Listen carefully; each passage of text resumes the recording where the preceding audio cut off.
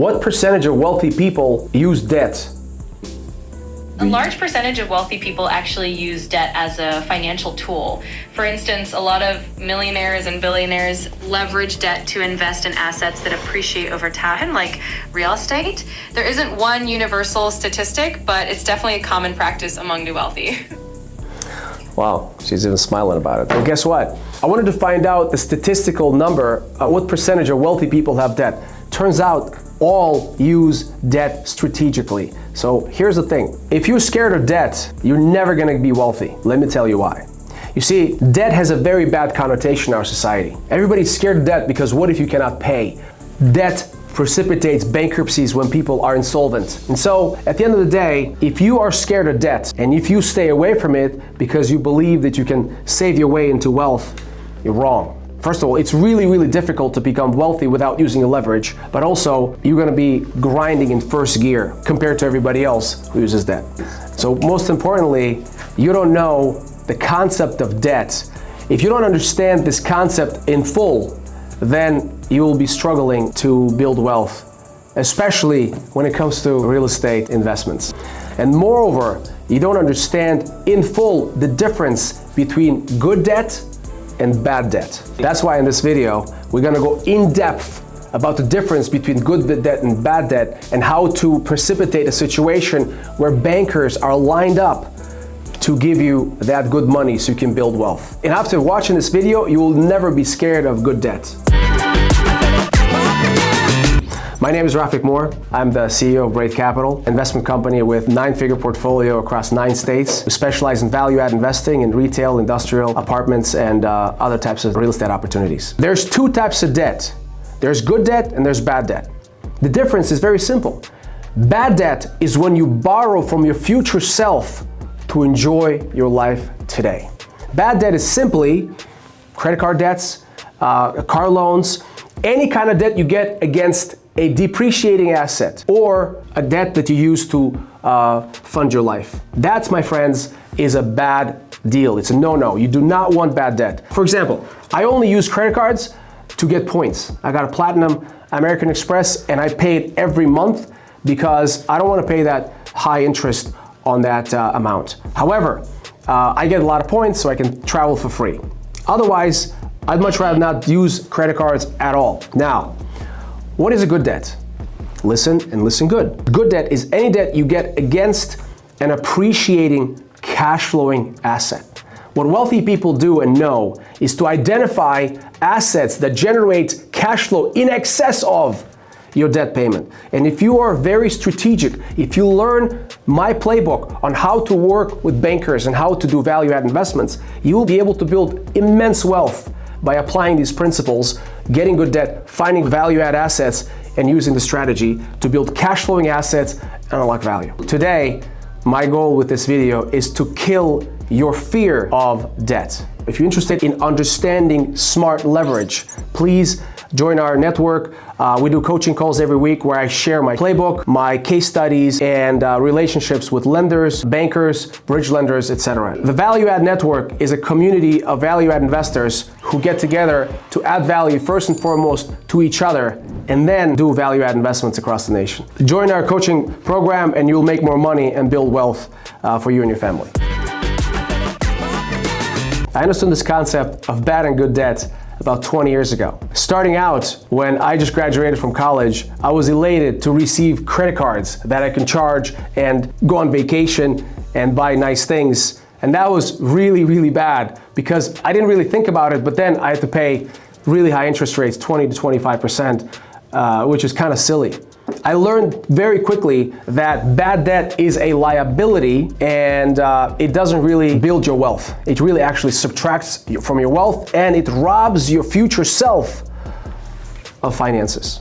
I learned my lesson pretty quickly. In the Great Recession, I actually suffered financial losses and complete ruin. However, learning the principles about the good debt and how to work with lenders, how to organize your personal financial statement, how to position your credits to attract lenders is all things I want to teach you in this video so you can also become a very, very credible borrower and lenders will chase you every day to give you money. If you want to get debt, you understand 3 C's of lending. Maybe there's actually 4 C's of lending, but I'll start with 3 and I'll add this 4th C as a bonus. First C of lending is credit. What is your credit worthiness? Are you a paying customer, or do you get the debt and never pay back? In America, as you know, we all have a credit system. There's 3 scores: Equifax, TransUnion, and Experian. And if you have a score of over 700, then you're very credible. If you score about 680 to 700, that's probably an A- score.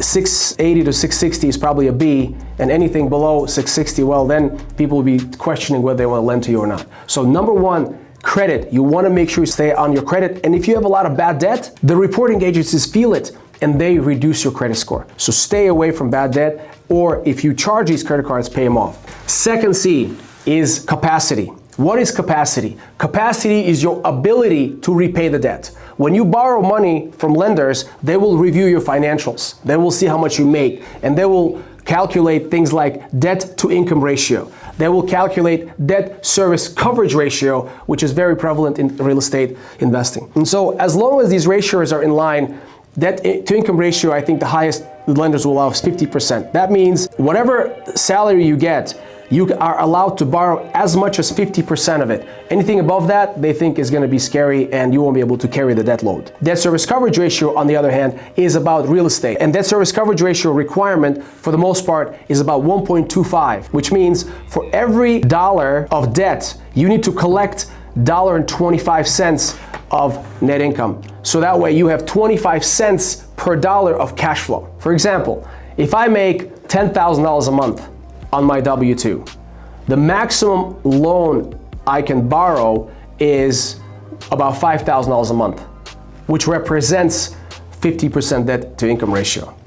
When it comes to real estate, if my property makes $125,000 of net operating income per year, maximum debt service, which is 12 months of mortgage payments that I can qualify for on that specific property, is about $100,000.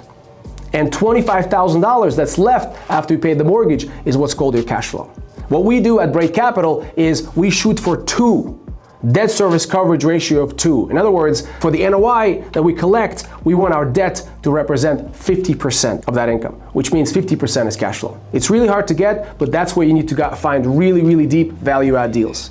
If you want to learn how to find deals, if you want to learn how to work with lenders and bridge lenders and private investors, please click on the link below to join our coaching program where I teach people every week, bring case studies, I help them to make money and build their wealth.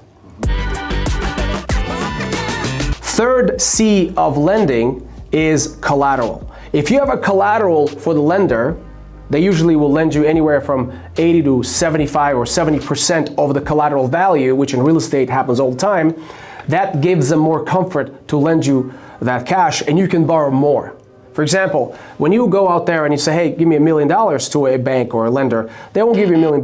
But if you have a $1.5 million property that you want to pledge as a collateral, there's a very high probability they'll give you $1 million against that property. The question is, where do I find a $1.5 million property, and how can I buy a $1.5 million property for $1 million so the bank can give me $1 million?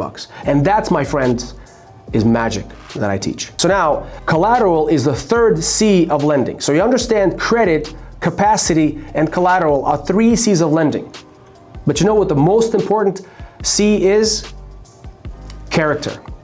During the Great Recession, when my credit got destroyed, when I was in financial turmoil, lenders continued lending to me, which is unbelievable to me, but it was all because I helped them to fix some of their foreclosures, and I had a really good, meaningful relationship with a couple of local lenders in town. They understood my situation. They understood that I kind of end up with a problem because of the major economic recession. So unbelievable to me, they continued lending as long as I met collateral and capacity markers. So they basically used character in lieu of credit to fund some deals, which was pretty amazing. So here's what I'll tell you. The 4th C of lending is character. Now, if you want lenders, private capital partners, or bridge lenders to work with you, you want to be organized. What does that mean? You want to have what's called a PFS, personal financial statement. You want to fill it out and you want to constantly have that ready to be sent. I have a Google Sheet. I actually copied and pasted a form, which is a standard form with most of the banks, and my PFS has 3 pages. It's got a first page, second page, and it's got a real estate schedule. If you join my coaching, I'll share with you my format. You can use it for your borrowing needs. So if you put all your information, the PFS has your balance sheet and it has your cash flow identified. Your social security number, your address, your income, your assets, and if you have that ready, the banks, after reviewing it pretty quickly, can tell you whether they'll approve the loan or not. So being organized is one of the most important things you can do to have the lenders work with you. Secondly, always understand their numbers. Understand debt service coverage ratio. Understand LTV limitations, loan to value limitations, loan to cost limitations. And here's, my friend, is where the magic is. When you work with good debt and when you have a good character, sometimes lenders will give you 100% financing. Ask me how I know. Very simply, if I'm purchasing a property, let's say for $1 million, and if I signed a lease in due diligence and increased the NOI significantly by signing one lease, and the appraisal comes in at 1.5, 1.7 million, not always, but sometimes lenders who have a really good relationship with you and know you and understand your character will go and finance 100% of the transaction. And then you don't have to raise capital to do deals. Now, it could be a private lender, it could be a bridge lender, it could be a hard money lender, and sometimes community lenders will do that as well, but very, very occasionally. It's not a common practice. They always want you to have skin in the game.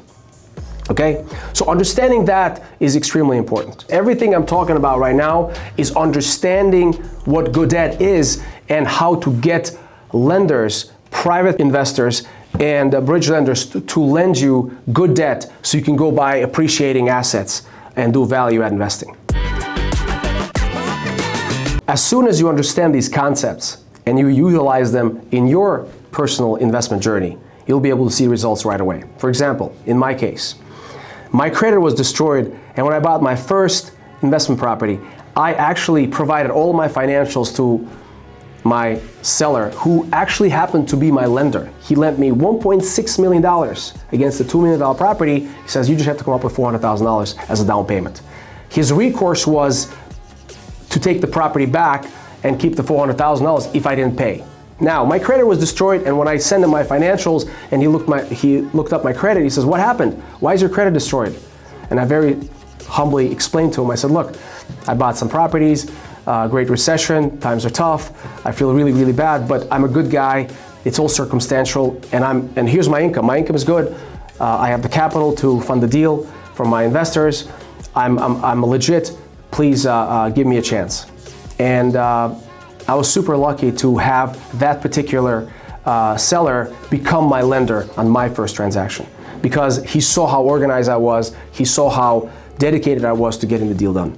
Now, on that deal, on my first deal, with the help of my mentor, with the help of my friends in the mastermind, I was able to make $1 million in 18 months after I sold the property for $3.1 million to a developer.